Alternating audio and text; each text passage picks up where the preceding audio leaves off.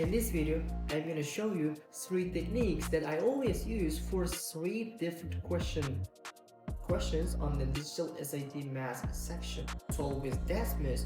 So learning how to solve these questions will gonna help you a lot to crash your exam. Pass real exam problems related to no solution questions. Shahboz John, and I have taken the SAT 3 times so far, and my best score for the math section is 790 that I took in October. So let's get started. I'm gonna write input equals to, in order to, the concept of the no solution is, but this part, they are not equal to each other, which means this is the correct answer, and that's how we're gonna solve. In this video, I'm gonna show you 3 techniques that I always use for 3 different questions on the digital SAT math section. I chose these questions not because they're hard or easy, but because they do show up on the digital SAT very often. So learning how to solve these questions will gonna help you a lot. These questions are the ones that are not easy to solve with Desmos. I'm not gonna explain why it is, but they are not easy to solve with Desmos. So learning how to solve these questions will gonna help you a lot to crash your exam. Also, I have collected all the past real exam questions based on the question type that I'm gonna show you today.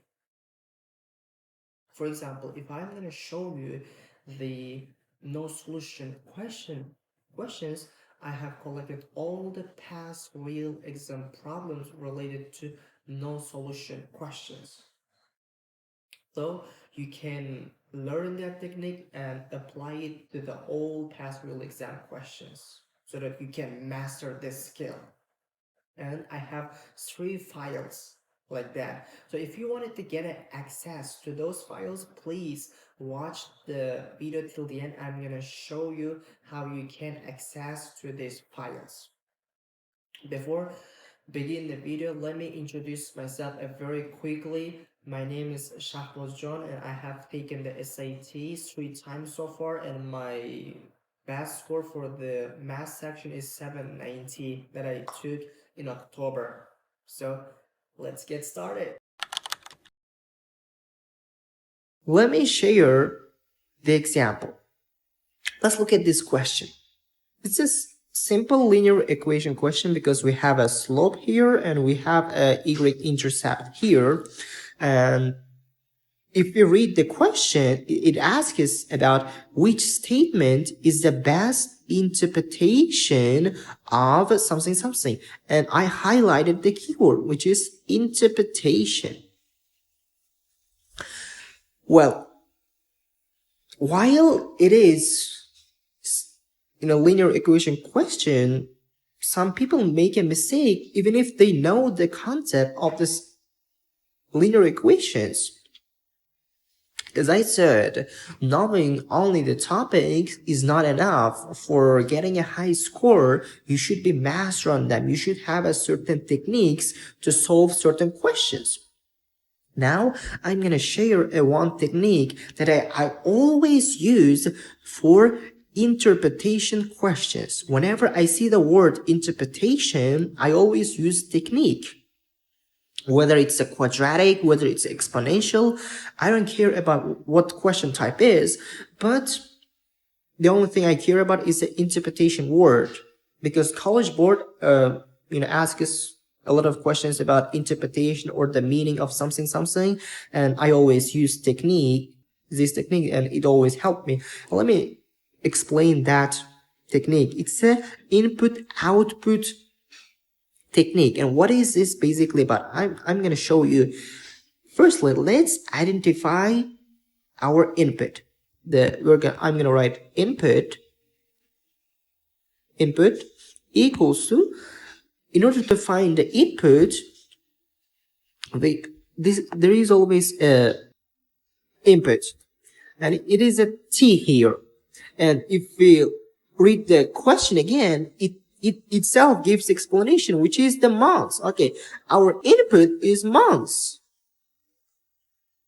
And let's find our output. Output is equals to what? And the output is always equals to this number, this symbol. And again, we're going to read the question, and it itself gives explanation. It means that the function f models the weight. Okay. We're going to say the weight.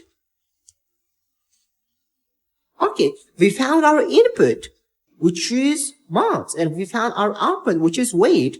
And it's saying that when your input equals to 7, your output should be equal to 20. And if we replace this with our keywords, it's gonna be when there were maybe the 7 months, the weight was 20. I just gave, my own interpretation, and let's look at the answers.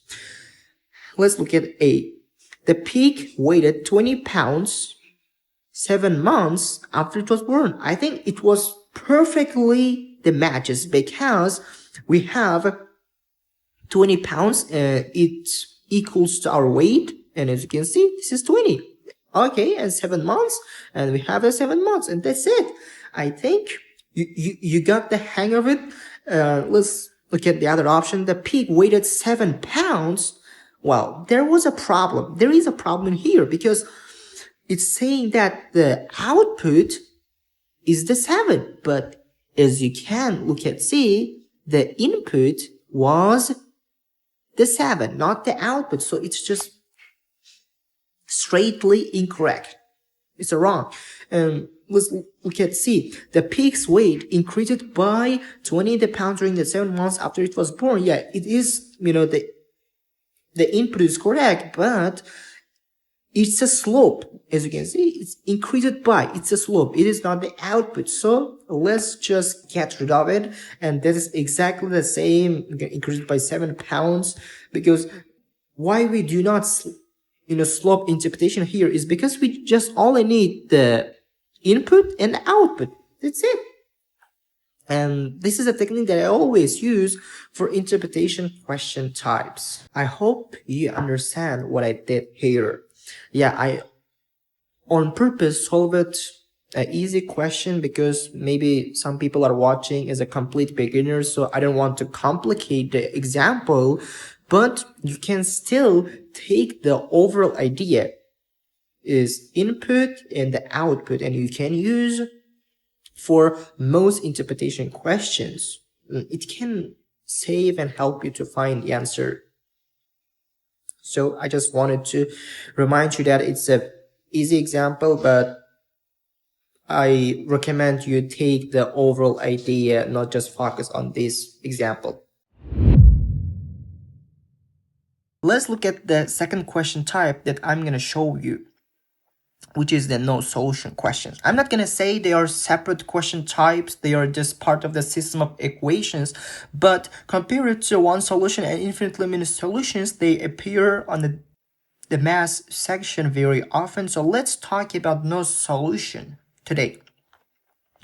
Before we begin, I want you to understand the concept of the no solution. And I'm using the SAT Tashkent math book, which I use it for preparing the SAT math. If you know the structure of the system of equations, you're gonna see that there will be one part which includes x and y. In the second part, there will be some kind of number, which means the system of equations is gonna include two parts, which the first one, x and y, and the number. Now, and if you look at the explanation, I mean the concept of the no solution is that this left part, they're going to be equal to each other, but the right part is not going to be equal to each other.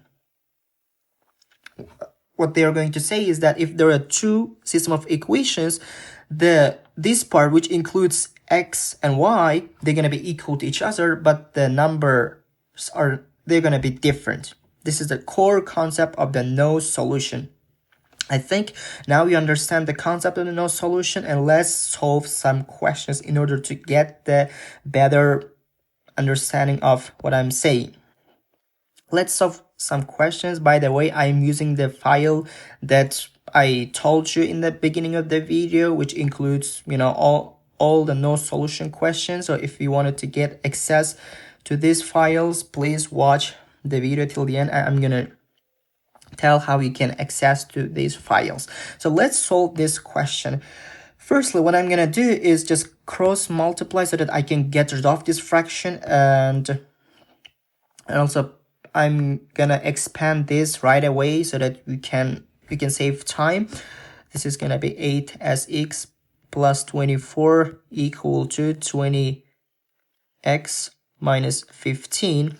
The concept is that this part, which is the x part, they should be equal to each other, but the s part, which is right, I mean the numbers, they should be different, and they are different. So we're just gonna get rid of them, and we're not gonna care about them because they are different. And now the only thing we're gonna care about is setting them equal to each other so that we can find the s. Let's do that, because in the concept they should be equal to each other, and we set them equal to each other, and let's just solve them. And they're gonna be reduced by 4, which is 5/2, which is the answer D. As you can see, what I did is just I set them equal to each other and find the s. I did this only because these numbers are different. If they are the same, I cannot solve for s. Let me show another question that includes the x and y. Let me find question. Okay, well, this is a very popular question. They're gonna give you one equation, and they're gonna ask you the second equation, which has a no solution. As you can see, you have to remember the concept. In the concept, they had this left part should be equal to each other. This left part should be equal to each other. But these right parts, they should be different. Okay, they should not be equal to each other. Okay, let's just solve them one by one. I would not recommend to use Desmos for this question, because if you graph it, the Desmos is not going to show the graph because it has no solution for the right answer. So I really recommend you to solve this by using your hand. It's very easy once you know the concept. And let's look at the A. What they did, in order to get the x from the 4x, they just divided by 4. Okay, and you need to also divide this by 4, which should be equal to negative 4y, but this is negative 8y, which means this left part are not equal to each other, which means it is a one solution. You don't have to know this, but I'm just writing.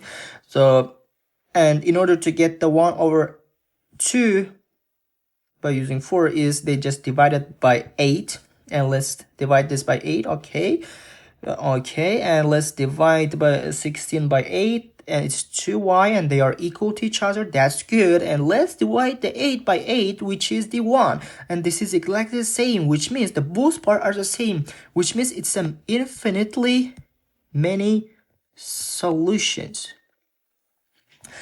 which is not the correct answer. And let's look at the C. This is exactly the same with B, which means they are equal to each other. But this part, they are not equal to each other, which means this is the correct answer, which is no solution. Okay, because the left part are the same, but the right part are the different. That's exactly what we need. Let's just look at the D for confirmation.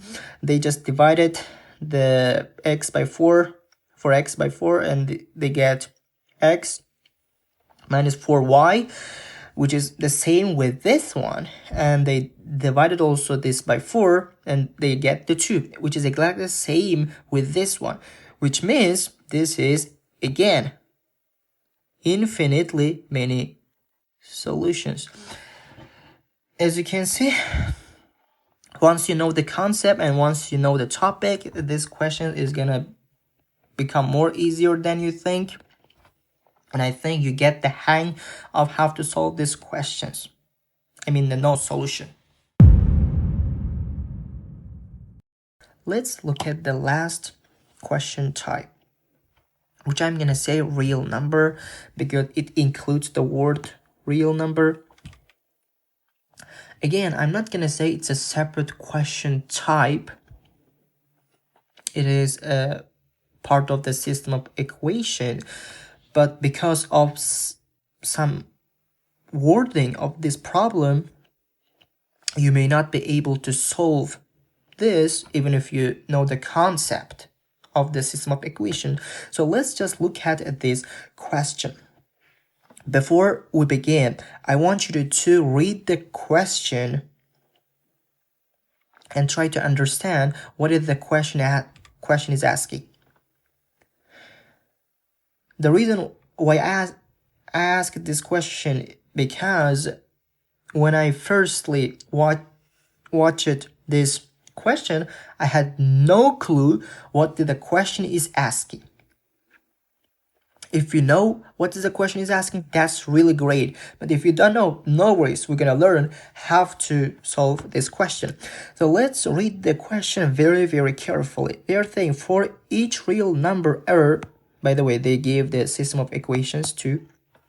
They're asking, are which of the following points, just focus on this word, points, lies on the graph of the each equation in the xy plane for the given system. Okay, what the question is asking is that they might be hard to understand. And what is r, what is this, you may not be understanding.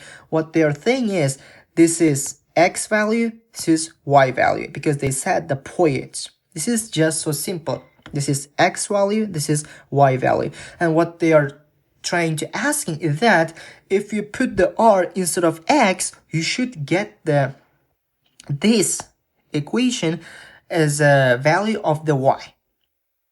They are trying to ask you in a very complicated way. So let's just solve it. What I wanted you to do is not solve it by using Desmos, because it's gonna be really, really hard. And even I don't know how to solve it on Desmos. If you do so, please leave in the comments. If you don't know, let's learn how to solve this question by using our hand. And let's look at each answer choice one by one. This is the best technique that you can use for this question. And let's just solve it. What they're trying to is just, I'm gonna plug the r instead of x, and you can choose one of which, doesn't matter. And I'm gonna choose the above one, which is going to be 3r plus 5y equals to 8. And try to remember this rule. The part, the x or y, that does not include the r should stay on this part, which is the y, because we put the r instead of x and we need the value of the y, this part. That's why we're gonna move the r to the another side. 5y and 8, we're gonna move to the next another side, which is going to be 3r and y equals to, we're gonna divide both sides by 5, which is going to equal to this. Okay, we got this value as a y value, and let's just compare this. They are the same. Now they are not the same. We put the x, they are the same, but they are not the same, which means the a is not correct. And I'm gonna give you a shortcut. If you plug in the r instead of x and it is not the correct answer, then the next answer is also the same, which is x and y, and there is no need for checking the b again. It's gonna be 100% incorrect, so just get rid of this. And this question, they are going to say that this is a y value, this is a x value, and what we're gonna do is 3x plus 5r, because we are putting the r instead of y, not x. This is going to be equal to 8, and what we are gonna do is we're gonna not move the 3x to the inner side. We're gonna leave the 3x to this side and move the 5r to the negative to another side so that we can get the x value. So it's just going to be negative 5r, and we're gonna divide both sides by 3, which is going to be equal to 8 divided by 3 and 5 divided by 3r. And if we look at the answer, this is exactly the same as you can see, which means C is the correct answer. And that's how we're gonna solve these real number questions. And there's no need to look at the D. There's no need for that. The C is the correct answer. That's it. This is just so simple, but the wording of this question make very, very complicated. And I'm gonna give you one shortcut. Just imagine you are in a real exam and you got this question in your module, and you have very, very little time, and you don't have enough time to solve this question by hand. What I'm gonna try to say that most of the time, almost always, the answer choice that gonna include the R as a Y value is gonna be the correct answer. Just remember this rule. I think you got the hang of it, how to solve these questions, and I talked about how to access to these files. In order to access to this file, just click in the comment section below, and I leave a link to all the files that I mentioned in the beginning of the video. If you like the video, please do not forget to subscribe to the channel.